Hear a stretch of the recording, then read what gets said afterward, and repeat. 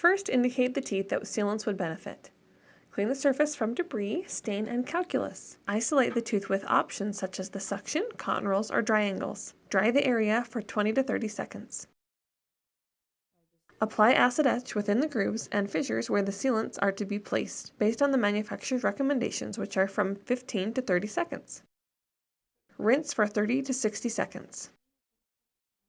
Dry the area for 20 to 30 seconds. The tooth will have a chalky white appearance when fully dry.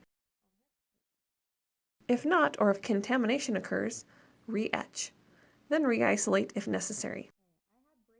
Place the sealant material in the pits and fissures only. You may have to use a microbrush to remove any bubbles and to remove any excess material.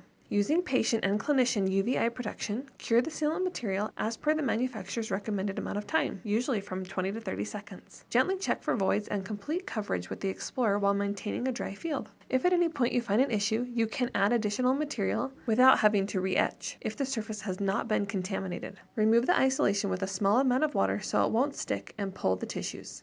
Evaluate the occlusion with the articulating paper. Overfilled areas may require adjustment with an instrument if using unfilled material, or a drill with use of a filled sealant material. Floss the contacts to ensure material has not flowed into the contact spaces.